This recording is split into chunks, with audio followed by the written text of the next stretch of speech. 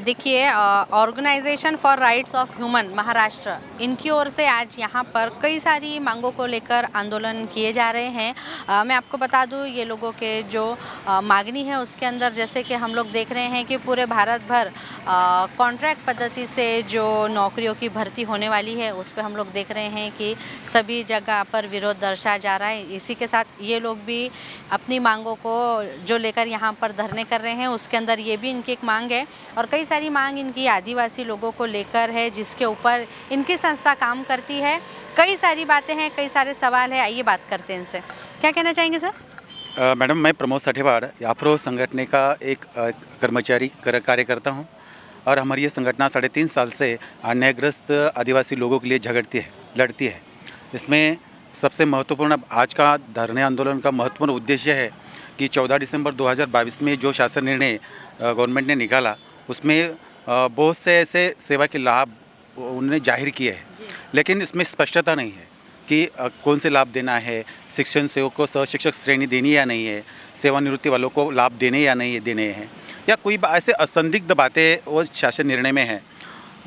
आज का आंदोलन महत्वपूर्ण वही मुद्दे पे है कि शासन ने वो निर्णय का जल्द से जल्द शुद्धि पत्रक निकाले और शासन निर्णय की स्पष्टता जाहिर करे, क्योंकि बाकी के सभी प्रश्न समझने में अधिकारियों को आसानी हो जाए और उनके आदिवासी के प्रश्न हल हो जाए।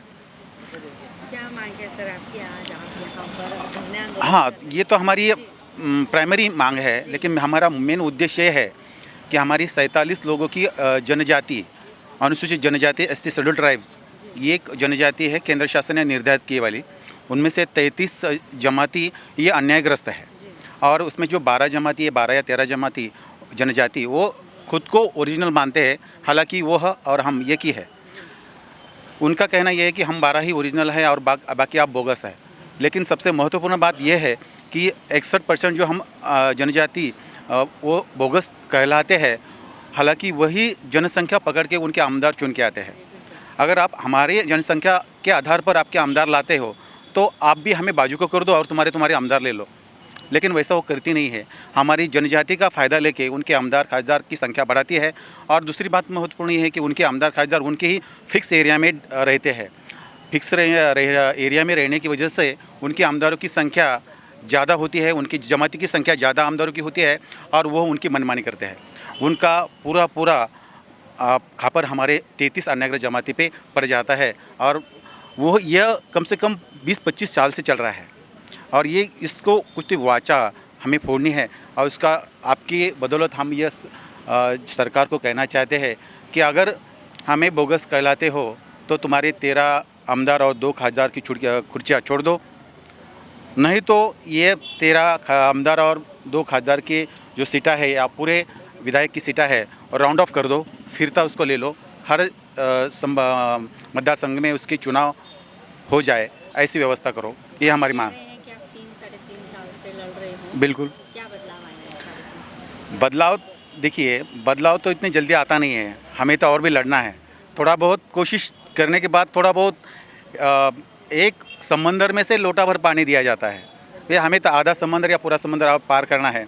और हम पूरे मीडिया के ये गुजारिश करते हैं कि ये हमारी अन्याय की जो ललाट है वो तुम सब समझे, और हमारी हाँ प्रशासन से सबसे महत्वपूर्ण मांग ये है कि पहले शुद्धि पत्रक निकाले, क्योंकि उससे बहुत से कर्मचारी के काम अड़े हुए हैं, एक ही काम रास्ते पे नहीं लग रहा, शुद्धि पत्रक निकाले। दूसरी बात, तुम्हारे एसटीपी और ओएसपी जो बाहर के क्षेत्र के जनसंख्या तुम पकड़ रहे हो, तो उनके आमदार भी हमें दे दो, उस जनसंख्या के आधार पर हमारे आमदार हमें दे दो, या राउंड ऑफ उसको विधायक को करो।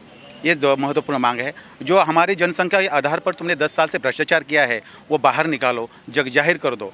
हमारी जनसंख्या तुम पकड़ते हो लाभ के लिए, और हमारा लाभ की जब बारी आती है तो तुम हमें धकेल देते हो, ये कौन सा न्याय है? ये समझना चाहिए गवर्नमेंट ने। हमारे आदिवासी जमात 33 आज ही बहुत ही हालाकी की परिस्थिति में जी रहे हैं। हमारी आवाज़ आपके माध्यम से गवर्नमेंट तक पहुँच जाए, ऐसी एक अपेक्षा है कि गवर्नमेंट पूरी नहीं हुई सर इस बार में? आप हमारी मांग अगर ये हमारी मांग पूरी नहीं हुई, ये तो प्राइमरी मांग है। हमारी मांग है ये जो कास्ट वैलिडिटी है, शायद आपको पता होगा, एक महाराष्ट्र शासन ने कास्ट वैलिडिटी कास्ट सर्टिफिकेट निकालने के बाद उसको वेरीफाई करना पड़ता है, वैलिडिटी सर्टिफिकेट वो निकाला है। वो बहुत ही ये 12 लोगों ने 12 जनजाति के लोगों ने उसको बहुत ही खोखला कर दिया है, क्योंकि उनकी मनमानी से वो किसी को देना तय करते हैं। हालांकि हम 33 जनजाति के लोग हैं, हमारे भाई लोगों की वैलिडिटी हुई वाली है, ब्लड रिलेशन की वैलिडिटी हुई वाली है, फिर भी तकलीफ देने की उनकी मानसिकता है और वो जानबूझकर करते हैं, और ये अन्याय की पीड़ा वो गवर्नमेंट तक पहुंच जाए, ये हमारी गुजारिश है। Thank you.